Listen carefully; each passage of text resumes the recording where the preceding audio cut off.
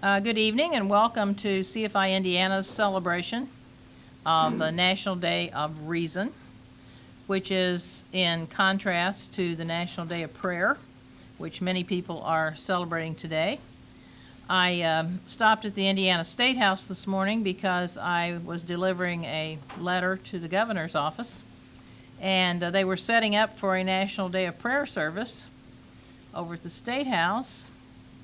So maybe I should check in to do an hours over there next year. I think we probably could.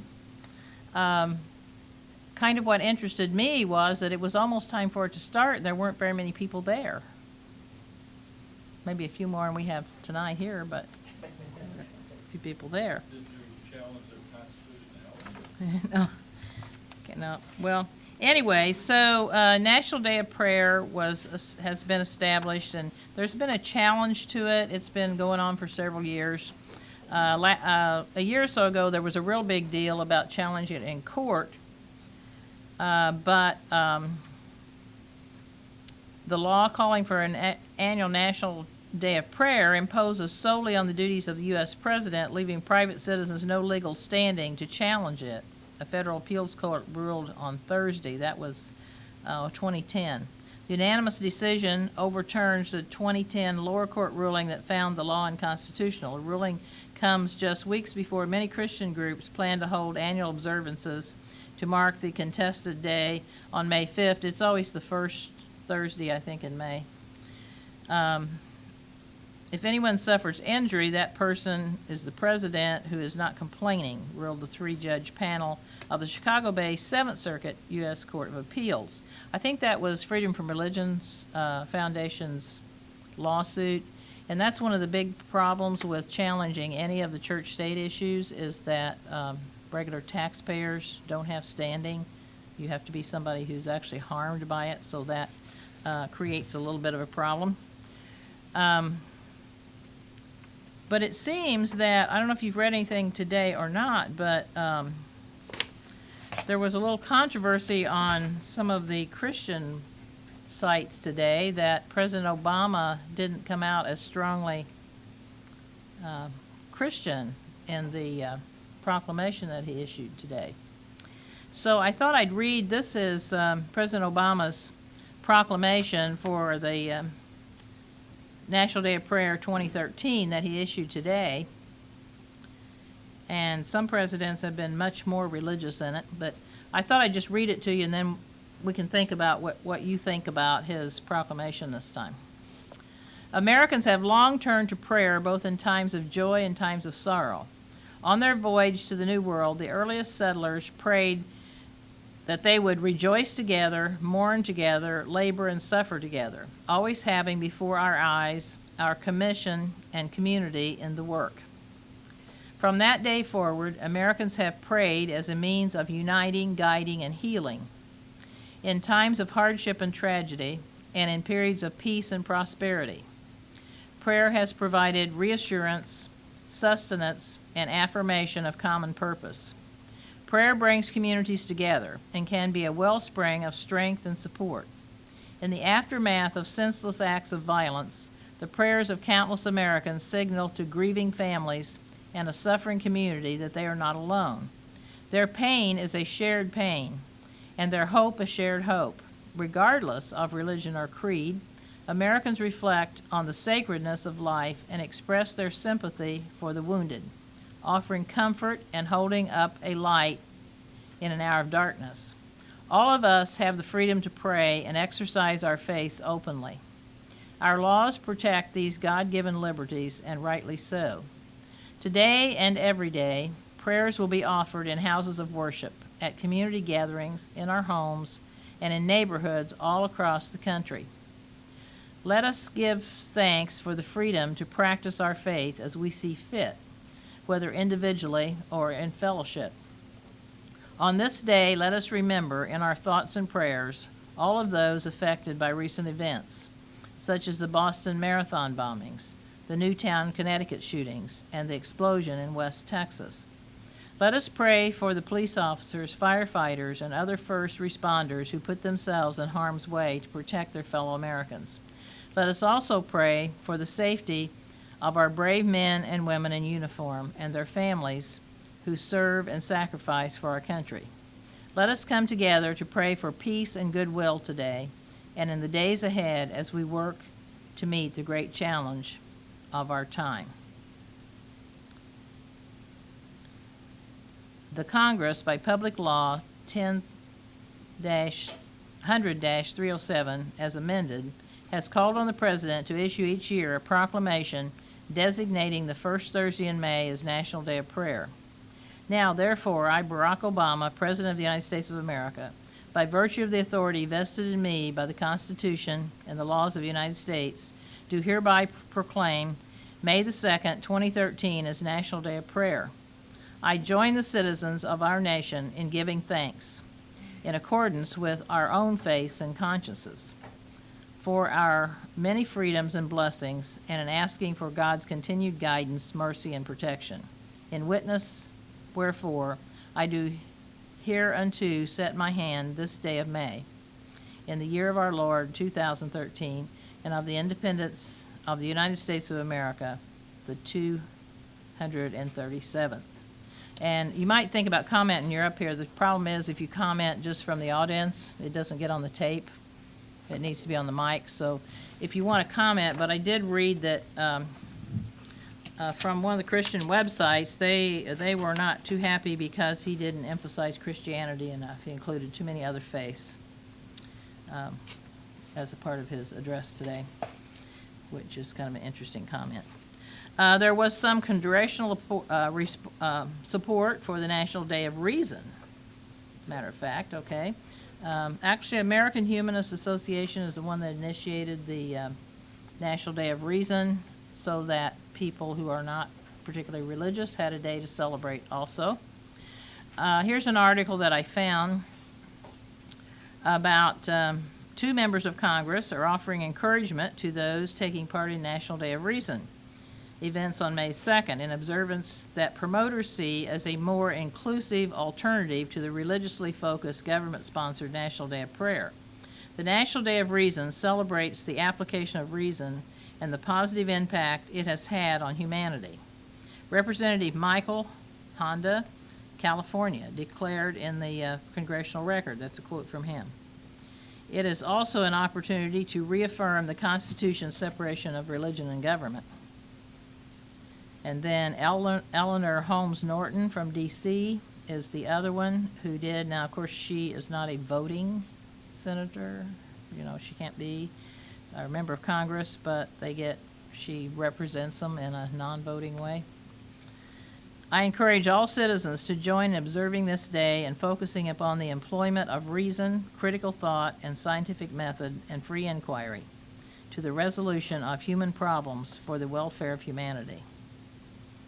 Delegate Eleanor Holmes Norton, D.C., said in a statement. This support takes on new meaning this year in light of the recent controversy over the refusal to include secular representation at the official memorial service honoring the victims of the recent Boston bombings. I don't know if you were reading about that or not. The Harvard chaplain, who is secular chaplain, requested to be included and was ignored.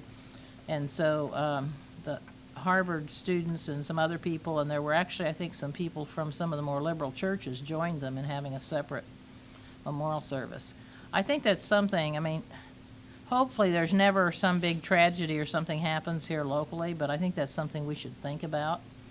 And if you get on the CFI blog, Tom Flynn wrote a blog about this, and I don't always agree with Tom, but I did agree with him on this, that being included in a memorial service that is largely religious maybe isn't where we want to be anyway. And that what we should do is, I'm kind of putting my own opinions in with Tom's here, but is to try to get people to understand that a memorial service like that really needs to be held in a secular, neutral place and not in a church, and that all people of all faiths and no faith should be included in it. And if not, that if we are ever in that situation, which hope we're not, that we would organize our own and invite people from some other groups to be included in ours maybe, if they're having a big religious one someplace. So it's something to think about and maybe have it on our minds. Hopefully never have to use it. But National Day of Prayer Task Force openly admits that its purpose is to represent a Judeo-Christian expression of national observance. Supporters of National Day of Reason find this practice exclusionary. Our elected officials dishonor their office and their constituents when they promote and attend divisive events that tell a growing minority of Americans that they aren't worthy of full citizenship. This is a quote from Roy Speckhart, American Humanist Association Executive Director. Our secular government has no business endorsing expression of some beliefs while excluding others. Now, if you listen to Obama's this time, it seemed, he had a lot of religious language in it, but it seems like he tried to be inclusive of a lot of different other religions, at least, which he's done on other occasions also. The National Day of Prayer was created in 1952, one of those 50s things, like In God We Trust on the money, and Under God in the Pledge. This all kind of goes together, by an act of Congress to be held each year on the first Thursday of May. In response to what it regards as an ongoing violation of the First Amendment, the American Humanist Association, together with the Washington Area Secular Humanists, they're known as WASH, created the National Day of Reason to celebrate reason, a concept all Americans can support, and to raise public awareness about the persistent threat to religious liberty posed by government intrusion into the private sphere of worship. Support by elected officials for the National Day of Reason is nothing new. Former Representative Pete Stark from California issued National Day of Reason proclamations while in office, as have several local and state government officials. He was the only open atheist in Congress, and I think he just retired. I think that's what he did. And I know I've read that there are at least 2 cities that issued proclamations for National Day of Reason, and one of them is Charlotte, North Carolina, by the way. And I forget what the other one was. I think it was in California. That's something I think next year I'll push for a little harder. A couple of years, I didn't do this year. I've just been so busy, and all this kind of slipped up on me and everything, but at least one year, I think 2, I sent a sample proclamation to the mayor of Indianapolis and to the governor and asked if they would do this. I got no response at all from either of them. Is that surprising? But I think that's something we probably should push for to see if we could get. My opinion would be we'd have better luck getting Mayor Ballard to do it than we would Governor Pence, but still, we might not have any luck. But I think that's something we probably should work on in the future. Okay, so I thought that was I would give a little introduction, and then we'll give you a chance to take turns coming up and reading some of the Freethought quotes that you would like to read. So who would like to be first?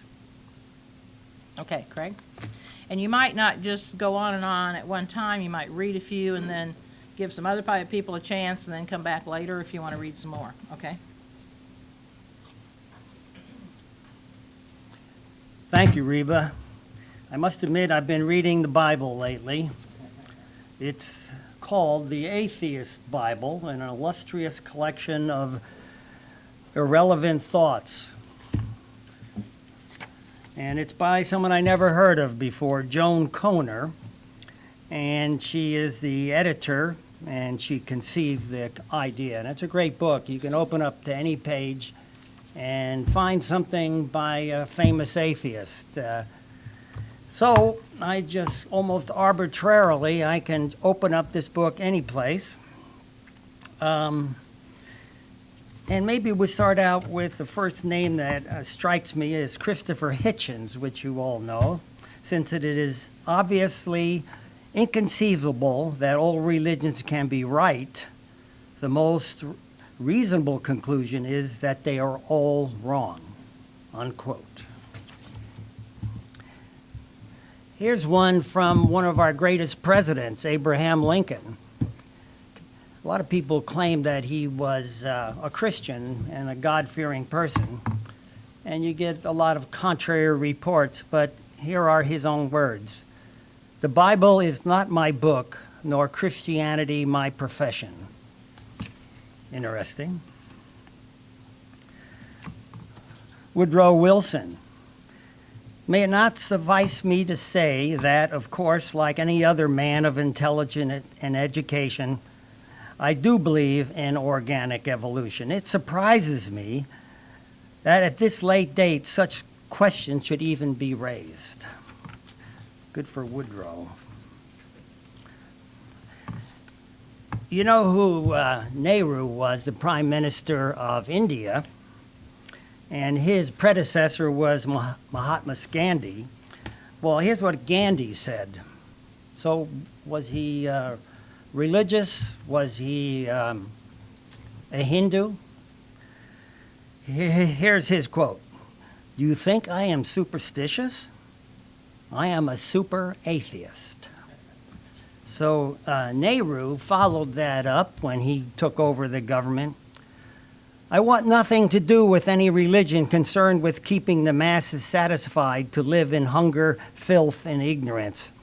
I want nothing to do with any order, religious or otherwise, which does not teach people that they are capable of becoming happier and more civilized on this earth, capable of becoming true man, master of his faith and captain of his soul."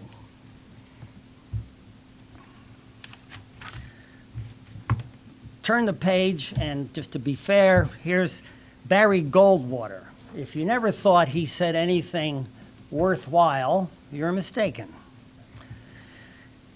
Here's his quote. "I'm frankly sick and tired of the political preachers across this country telling me as a citizen that if I want to be a moral person, I must believe in A, B, C, and D. Just who do they think they are? And from where do they presume to claim the right to dictate their moral beliefs to me? And I'm even more angry as a legislator who must endure the threats of every religious group who thinks it has some God-granted right to control my every roll call in the Senate. I am warning them today. I will fight them every step of the way if they try to dictate their moral convictions to all Americans in the name of conservatism." 3 cheers for Barry Goldwater. Who would have thought he ever wrote something like that? Johannes Kepler, famous person, scientist of the past, was an atheist as well. He said, "Once miracles are admitted to, every scientific explanation is out of the question." Just have a few more to go here.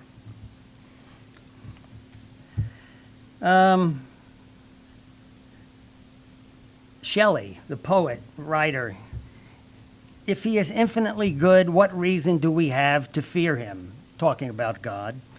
"If he is infinitely wise, why should we have doubts concerning our future? If he knows all, why warn him of our needs and fatigue him with our prayers? If he is everywhere, why erect temples to him?" Robert Frost, one of the greatest poets, American poets, had a little 4-word poem here, a 4-line poem. "I turn to speak to God about the world's despair, but to make matters worse, but to make bad matters worse, I found God wasn't there." Salman Rushdie, you've all know about him. "God, Satan, paradise, and hell all vanished one day in my 15th year when I quite abruptly lost my faith." You know, we always ask each other, when was it that we became an atheist? Well, here's Rushdie's answer. "I recall it vividly. I was at school in England by then. The moment of awakening happened, in fact, during a Latin lesson, and afterwards, to prove my newfound atheism, I bought myself a rather tasteless ham sandwich." because he was known to be Muslim, and so partook for the first time of the forbidden flesh of the swine. No thunderbolt arrived to strike me down. I remember feeling that my survival confirmed my correctness in my new position.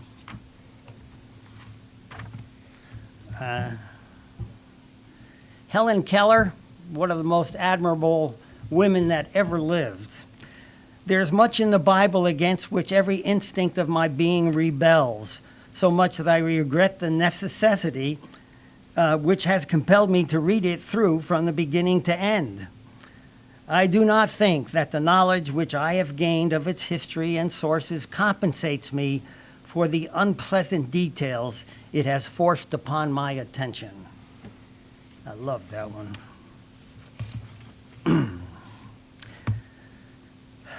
The Dalai Lama, another religious personality, so we think, some people think. This is my simple religion. No need for temples, no need for complicated philosophy. Your own mind, your own heart is the temple. Your philosophy is simple kindness. And Albert Einstein, of course, the most famous of all atheists, science has been accused of undermining morals, but wrongly. The ethical behavior of man is better based upon sympathy, education, and social relationships, and requires no support from religion. Man's plight would, indeed, be sad if he had to be kept in order through fear of punishment and hope of rewards after death.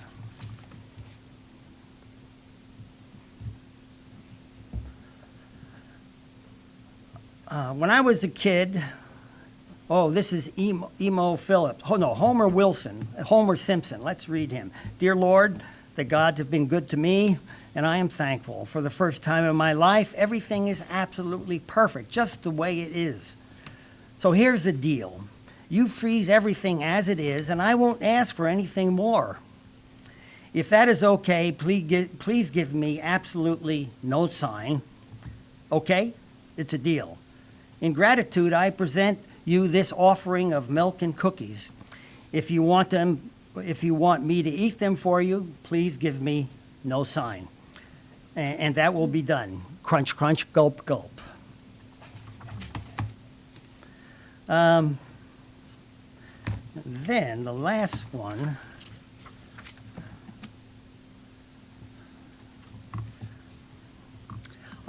From George Bush. And we can't leave George Bush out. And here's the way we talked about how Obama feels about the day of prayer. I think he is kind of between a rock and a hard place, and I can give him a little sympathy that he, in order to survive, he has to make some compromises. But George Bush is not wishy-washy like our president is. George Bush comes right out and says it. I don't know that atheists should be regarded as citizens, nor should they be regarded as patriotic. This is one nation under God. That's George H. Bush, yeah. Yeah. And I've heard a lot of politicians say similar things. So with that, I will pass to the next person.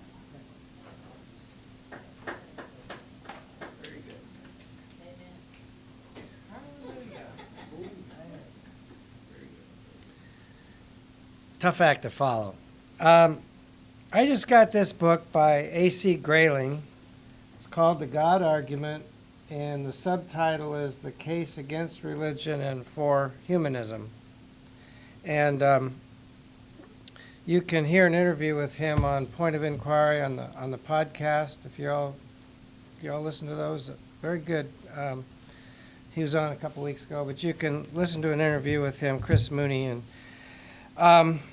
so the first part of the book, which I've gotten through, is the first part, Argument Against Religion, and he brings out a lot of the things that we can agree with, I guess. And then the second part is the Argument for Humanism, and I haven't finished that, but I just wanted to read a couple paragraphs. He writes very well, very clearly and quite an enjoyable read. So I'll try to read this 3 paragraphs. As a broad ethical outlook, humanism involves no sectarian divisions or strife, no supernaturalism, no taboos, no food and dress codes, no restrictive sexual morality or other than what is implicit in the demand to treat others with respect and consideration and kindness. It is a strikingly positive outlook, and one that would go far, if universally adopted, to solve the problems of today's world, because it insists on the central importance of good relations between individuals and respect of their humanity, not in respect of what identities might overlay their humanity, the political, ethnic, religious, cultural, gender identities that so often trump the possibility of straightforward human-to-human friendship that would cross all boundaries. This is the obverse of the coin, whose reverse is the principle that individuals should be autonomous, free to think for themselves, and fully possessed of rights as well as responsibilities. It can be seen from the foregoing that humanism is an outlook based on 2 allied general premises, which between them allow a good deal of leeway to what follows from them. This accommodates the obvious fact that humanists might engage in political and moral debate with each other about practicalities, perhaps differing in the route to ends they otherwise agree are desirable. Obviously enough, the all-reflective people are entitled to do so, and the result is debate and discussion about how to achieve the best. So humanists can be humanists but disagree on aspects of politics, and the complexity of moral problems can suggest different humanist strategies for dealing with them. But such differences do not affect humanism's 2 fundamental premises. The first premise is that there are no supernatural agencies in the universe. The second, connected premise is that our ethics must be drawn from and responsive to the nature and circumstances of human experience. And therefore, it therefore starts from the fact that human beings exist in an entirely natural universe governed by natural laws, and that human good is shaped accordingly. As just acknowledged, there can be much debate about what human good can and should be, and that debate encompasses many aspects of politics, philosophy, social thought, and law. But such debates are distinctively humanist only if they reject efforts to decide or resolve them by invoking supernatural powers as the authority which dictates what the humans should be. And that's just a couple of paragraphs from his discussion of humanism, and very, very well-written book, and I recommend it. So, A.C. Grayling, The God Argument.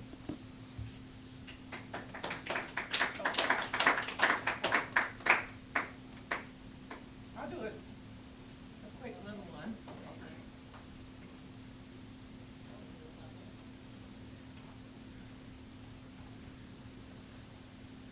I like Mark Twain's quote, "Faith is believing in something you know ain't true."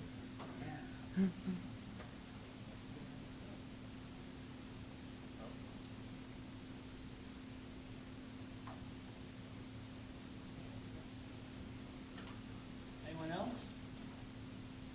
I got a million quotes here, some of them I like to read. They're just short little things. Care to read anybody?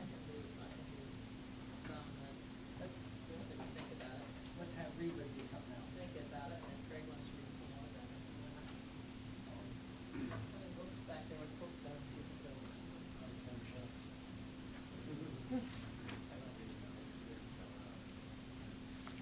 Robert Ingersoll, of course, is one of the most quotable people in the Freethought world. Probably almost every sentence you could quote, I think, from him. And I thought first I'd read what is actually posted over there in our window with the Ingersoll poster when we had our Ingersoll program up on the Circle last August, because Robert Ingersoll gave, is that going through? I guess, okay, never mind. Robert Ingersoll gave one of his most famous speeches right here in Indianapolis on the Circle, so we had a program last year celebrating his birthday. Tom Flynn was here and read part of the speech that he gave, which is the speech, anti-war speech that he gave right after the Civil War. So we made posters, and we have had some of the quotes on them, and here's the quotes, and I kept the posters and put in the window there. One of them is, happiness is the only, this is a real famous one from Ingersoll, happiness is the only good. The place to be happy is here. The time to be happy is now. The way to be happy is to make others so. The true civilization is where every man gives to every other every right that he claims for himself. There is no slavery but ignorance. Anger is a wind which blows out the lamp of the mind. Every man is dishonest who lives upon the labor of others, no matter if he occupies a throne. I am the inferior of any man whose rights I trample underfoot. Ignorance is the soil in which belief in miracles grow.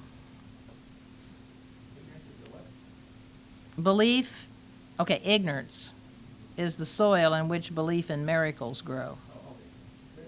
And I think their historical research show that there are less miracles now that we have modern science, okay? Although some people still believe in them. In nature, there are neither rewards nor punishments. There are consequences. And then probably, this is one of my most favorite ones, and I was thumbing through here trying to find it, and I did. So it's a little bit long, but I always like this one. Somebody asked him a question, Colonel, well, you know, someone called him Colonel. Everybody was a colonel, I think, that came out of the Civil War, and he did fight briefly in the Civil War. Colonel, will the religion of humanity be the religion of the future? And this is another interpretation, too, that Paul Kurtz and Tom Flynn and people at CFI disagree with. Ingersoll saw humanism as the religion of humanity, and that was the basis of organizations like American Humanists, for instance. And Paul Kurtz, one of the reasons he broke with American Humanists was because he insisted that humanism was not a religion. It was secular humanism. And most of you know about our lawsuit against the state of Indiana on the marriage law.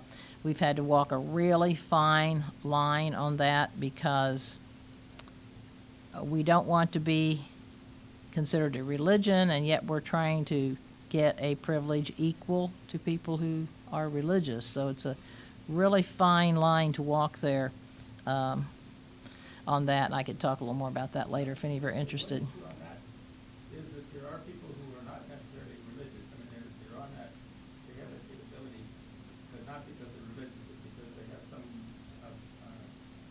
official recognition. Yeah, right, and we won't, and you're not on tape, so, okay, so, but we can talk about that later. But anyway, so when they asked him, and he said, you know, will the religion of humanity, and that's what he considered it, okay, be the religion of the future? He says, yes, it is the only religion now. All other is superstition. Humanity is the only possible religion. If abuses are destroyed, man must destroy them. If slaves are freed, man must free them. If new truths are discovered, man must discover them. If the naked are clothed, if the hungry are fed, if justice is done, if labor is rewarded, if superstition is driven from the mind, if the defenseless are protected, and if the right finally triumphs, all must be the work of man. The grand victories of the future must be won by man and by man alone. Man must learn to rely upon himself. Reading Bibles will not protect him from the blasts of winter, but houses, fire, and clothing will. To prevent famine, one plow is worth 1,000,000 sermons. and even patent medicines will cure more diseases than all the prayers uttered since the world began. I prefer to make no being responsible. I prefer to say, if the naked are clothed, man must clothe them. If the hungry are fed, man must feed them. I prefer to rely on human endeavor, upon human intelligence, upon the heart and brain of man. There is no evidence that God ever interfered in the affairs of man. The hand of earth is stretched uselessly towards heaven. From the clouds there comes no help. In vain the shipwrecked cry to God. In vain the imprisoned ask for liberty and light. The world moves on, and the heavens are deaf, dumb, and blind. The frost freezes, the fire burns, slander smites, the wrong triumphs, the good suffer, and prayer dies on the lips of faith. So whether you agree or disagree that it's a religion, it's the philosophy there that we're responsible for our own destiny. And it made me think of I don't know if I'm saying this totally correct, but Frederick Douglass said something like, he prayed and prayed and prayed for freedom, and nothing ever happened until he prayed with his feet. Or he took charge and did it. So, okay, Craig, if you want to, or Craig or anybody else who wants to do. Okay. I'll just say Go. that this guy doesn't believe that humanism is a religion. He disregards religions in the first part, and humanism is a philosophy, like Buddhism. You want to go up? Well, and that's No, what, I'm gonna say that. well, and that's what Paul Kurtz insisted on too, and the whole philosophy behind CFI, and they're very adamant. Ron Lindsay said when we were doing our case, he said, I would rather we lose the case than have the court say we're a religion. So I think the tack that the judges at the Seventh Circuit seem to be taking, and this is a tack that has been used in some of the other court cases that Ken Falk cited in our case, on our side, like the thing about symbols on the graves of people who died in war, for instance, okay? They allow, I think, an atheist symbol, a humanist symbol, and the court cases say something like it's similar, it's a kind of a philosophy that is similar in the life of that person, similar to what a religious belief is to a religious person, okay? And the same thing in a court case where a prisoner wanted to have an atheist group in the prison, and they said that he couldn't do it, but they were allowing religious people, and the court said he could have his atheist group. And it says something like that this, because this is his belief system, that it plays a part in his life similar to what a religious belief does in a religious person's life. So, yeah, go ahead, come up, because you won't be on tape unless you're up here. This is just part of the discussion about whether humanism should be a religion or not. But he makes the point, A.C. Green again, A.C. Grayling, not A.C. Green, the football player, A.C. Grayling, makes the point that religion is like, your religion is like, are you a stamp collector? Well, if you're a stamp collector, that's fine. You join with other stamp collectors. I'm not a stamp collector. That doesn't mean I have I have a belief. I'm just not a stamp collector. I'm not I don't go to your church. I don't go to church. I'm not. So he believes that it's not really a religion. This chapter discusses humanism again. I'll just read, if it's okay, I could just read a little bit here. He's quoting something from Plutarch's essay about the dinner of the 7 wise men, and he's trying to explain humanism and what are your responsibilities. Humanism is above all about living thoughtfully and intelligently, about rising to the demand to be informed, alert, and responsive, about being able to make a sound case for a choice of values and goals, about integrity and living in accordance to the former, and determination in seeking to achieve the latter. And then he says a succinct way of characterizing the humanistic life comes from a conversation that begins Plutarch's essay, The Dinner of the Seven Wise Men. Two sages were there discussing an interesting question about on their way to dinner as follows. We know what the duties of the host at the dinner party are, but what are the duties of a guest?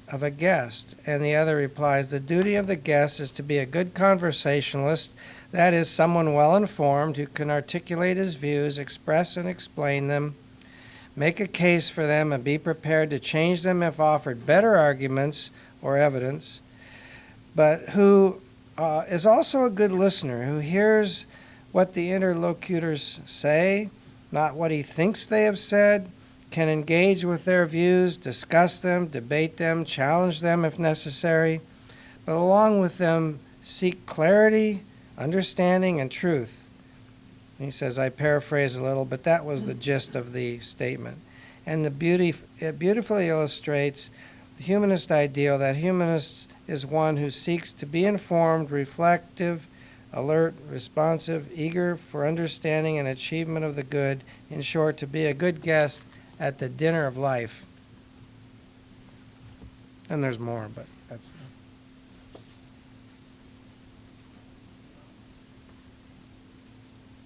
Anyone else, or?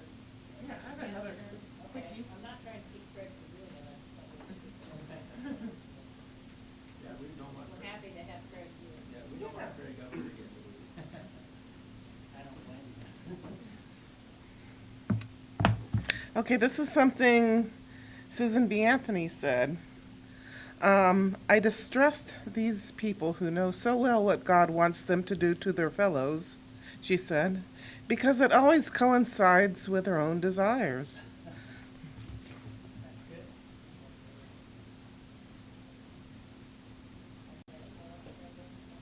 You're stuck with me. Go right ahead, I'm glad you came prepared. Mary, the first quote here from Mark Twain was, faith is believing what you know ain't so, and that's what Mary said. So, In this copy it says true, but so I looked up the other Mark Twain. There's a whole chapter for Mark Twain, and he's so good at this. Most people are bothered by those passages in Scripture which they cannot understand. But as for me, I always notice that the passages in Scripture which trouble me the most are those that I do understand.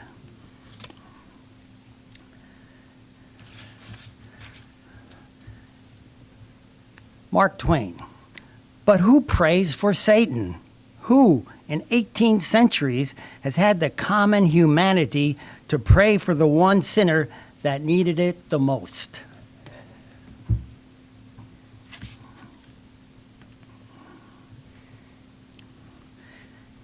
It is best to read the weather forecast before we pray for rain, talking about prayers.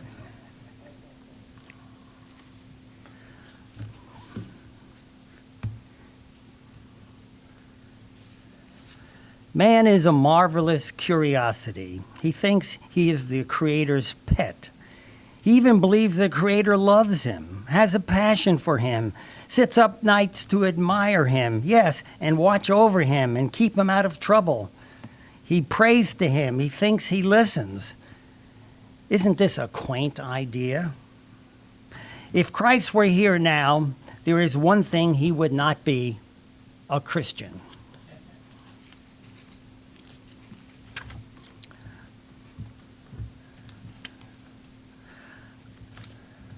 The church is always trying to get other people to reform. It might not be a bad idea to reform itself a little by way of example.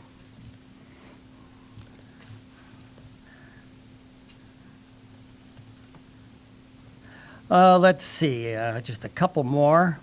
Um,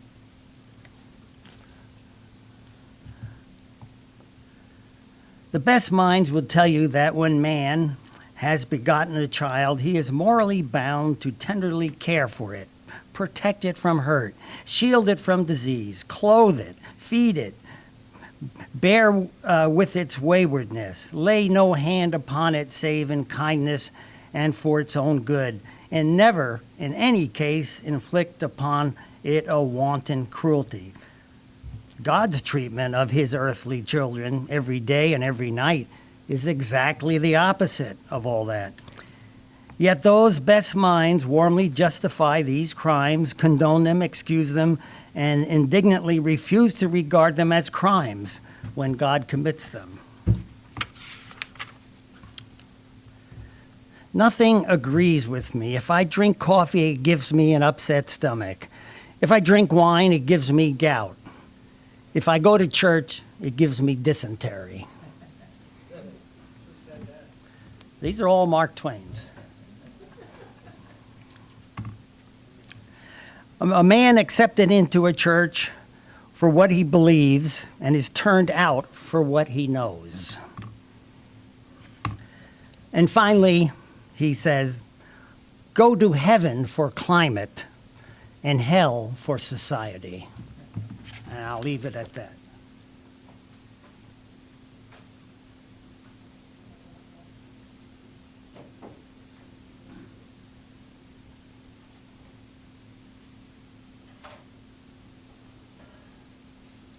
You don't want to end with a prayer, maybe?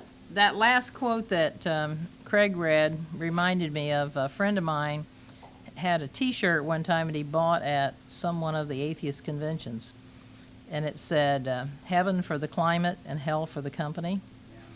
And it had pictures in the hell part of all these famous thinkers and scientists and so on. And so when he'd have a name tag, he'd always put his name tag down there with the people in hell.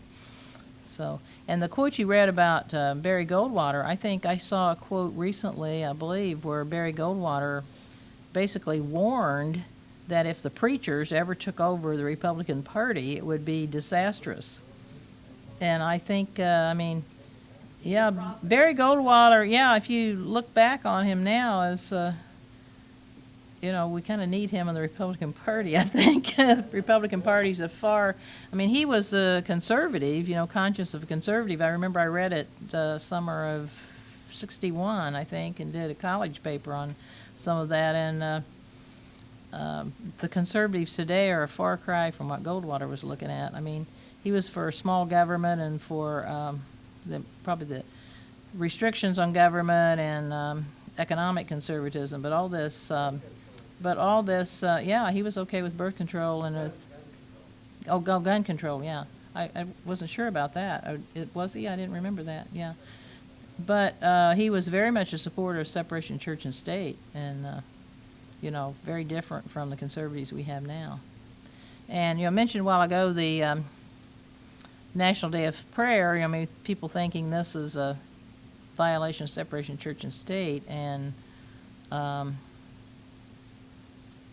I look at the ways that religion is so entwined with government right now in many, many ways.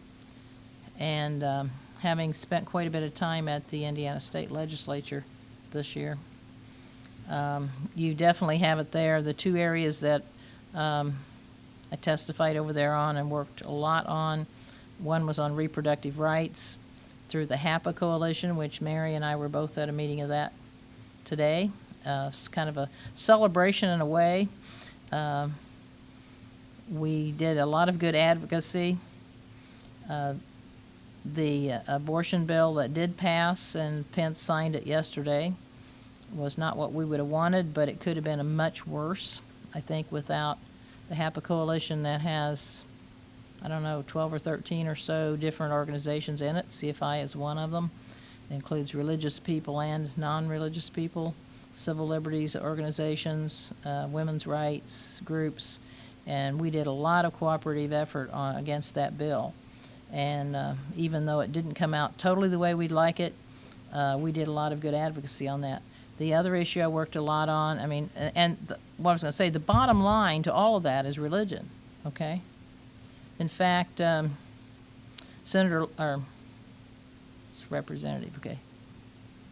Representative Long is one of them who proposed that bill and was asked, he said he wasn't trying to please Indiana right to life. He proposed it because of his own personal religious beliefs. So you have lawmakers at the state level in a state like Indiana, and we know in the National Congress who are proposing things and voting because of their own religious beliefs and not based on the good of the people or on any kind of scientific or rational. We need more reason in our lawmaking bodies. The other bill that I worked a lot against was the school voucher bill, which we already have school vouchers in Indiana. We have the most extensive one in the United States, as I understand. And a bill just passed late Friday night and is headed to Governor Pence's desk right now, which he will probably sign it, which even expands that even more, which takes more and more money out of the budget for public schools, and since it's private schools, the long list of private schools are almost all religious. And they do teach religion in these schools. The little lobbyist for the Catholic Church, who's always over there on the wrong side from me, was asked by one of the legislators, if a student comes to one of your schools, do they have to take the religion classes? I thought he might try to skirt around it, but he didn't. He came straight out and said, yes. If they come to our school, they have to take the whole program. So, and the biggest list of schools on that are Catholic schools. There are Protestant schools on there too. I think there's one or two Jewish schools. There's actually a couple of Muslim schools on there, which kind of, I thought maybe something like that might make the legislators rethink stuff, but evidently it didn't. So it's definitely, our tax money is going to fund religious indoctrination in these schools, and nothing has been said, and honestly, it does no good to talk to the legislators about separation of church and state. It flies right over their head. The only consideration that gets through to them is money. Can you say a few words about the future of public schools if this trend? Well, it's just taking so much money out of them. So what's going to happen? Well, it's not good, okay? And I just wrote a letter delivered personally to Pence's office today addressing this, and an open letter to Pence that I submitted to the Indianapolis Star, which I doubt gets in because they just printed a letter from me not too long ago, so they probably won't print another this close together. But Nuvo did put it on their blog this afternoon. But it's taking, and most of that money is coming out of the school districts that need it the most. That's Indianapolis Public Schools and Gary. And they have the hardest to educate student population of probably any public schools in the state of Indiana. And those are the ones where more people are leaving and taking the vouchers to public schools. In private schools, yeah. And just to give you another example, I mean, when I was over there and I testified in the committee against it in the Senate and in the House. And the people who are supporting it, they have this long line of people from the Catholic Church, from the fundamentalist Protestant churches, parents who have their kids in the private schools, the Chamber of Commerce, because the people that are supporting this are mostly religious people who want the money for their schools, and business, Chamber of Commerce, because there are companies that want to take over the public schools and operate them for profit, just like they're operating the prisons for profit, and kick out the teachers' unions and pay teachers less and everything so they can make a profit. So, and one of the ladies, I want to bring up this example, one of the parents who testified in favor of the vouchers this lady got up and talked about how great her daughter was doing and how much she was learning since she got out of these bad public schools and got into a private school. And she had learned now she could recite all the books of the Old Testament, and she was learning Bible verses. And this was what she thought was a good education. And these private schools that are taking tax money do not have to follow state standards. There's basically not much of any restrictions on them at all. So they can teach creationism instead of evolution. They can teach what they want. And it's just really a bad problem. And I don't know, Indiana State Teachers Association had a lawsuit against the original voucher bill, which they lost in the Indiana Supreme Court. This one, with this big expansion, and it's a little bit different because the original one was a way of kind of laundering money and not making it sound like vouchers. It said a person could donate, an Indiana citizen could donate money to this scholarship fund and get a 50% tax write-off for it. And then parents would apply to the scholarship fund to get money to take to private school. It makes it a little bit harder to connect the dots. Also, Joel Hand from, most of you, if you went to both of our civic days lately, Joel Hand is the attorney for Coalition for Public Education. He was the one who debated the man from the Friedman Foundation. Milton Friedman is one of the big people behind his philosophy behind this taking money from public education going into private schools. And he's done a lot of research on that and found out that a lot of that money that even went into that scholarship fund was never dispersed. Well, then this new bill, which expands it to more and more people who can get it, doesn't even say anything about the scholarship fund. This money, this additional money, is coming straight out of the education budget. Budget bill was passed Friday night, too, late in the night. It allocates no extra funds for the vouchers. It allocates money for education. The money for those vouchers will come straight out of the money that's allocated for education, which means it's now directly taking it away. The money go to them, I mean, how does the money get to the school? I don't know how all the paperwork works on that, okay, exactly how that is. And another thing, there's some of these charter schools that started out that didn't make it. The state of Indiana is forgiving their debt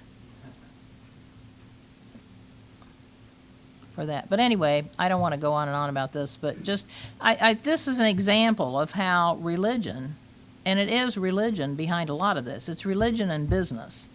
But in Indiana, it's mostly religion. You don't have much of this private company thing here, but that's a part of it too, that they want to get into it. Yeah, right. Yeah. Isn't public education guaranteed in the Constitution someplace? Mm-hmm. And Well, so- it's not directly in the Constitution of the United States. It was left up to the states. That was left up to the states but the state of Indiana's Constitution has a very firm statement about providing schools, okay? public education. Yeah. So what is the future of public schools? If you take all the money from them, they're going to steadily get worse and worse and worse, and eventually there'll be no public schools? I don't know what will happen. It's probably not good, okay? But anyway. And so, there's all these examples, and if you look up at, at the level where the, in the Affordable Care Act, okay, where the opposition to it paying for contraception, and then the thing about the Catholic institutions that don't want to pay, have their insurance, whatever, pay for contraception for their employees. This is all religious based, okay? And so you know, I think that's our big problem. And National Day of Prayer is one thing, but it permeates so many things that really affect people's lives. All this intrusion of religion into politics and into government, and that's something we got to be on guard against. We got to keep hammering our legislators and everybody on it. You think you're beating your head against a wall, but what I like to think about the gay and lesbian movement, where it was a few years ago, and where it is now. And it's, still not there yet, but there's so much progress, and that would never have happened if there had not been activists who kept on it, right? And that's what we got to do on all these other issues too, is we have to keep letting people know that we're out there. Because, they'll say, well, I didn't hear anything from anybody in my district. There's nobody in my district that objects to this. Well, we got to let them know there is, right? Yeah.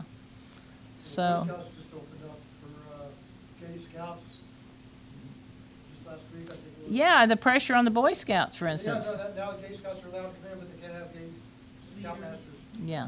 So they didn't go all the way, they went part way. But see, none of this, and women's rights, none of these changes happen unless there are people in that day and age that keep advocating and advocating and advocating for it to happen. So, okay, well, thanks for coming tonight, and thanks to all of you who read quotes and to all of you who came and listened. Okay? So, good night.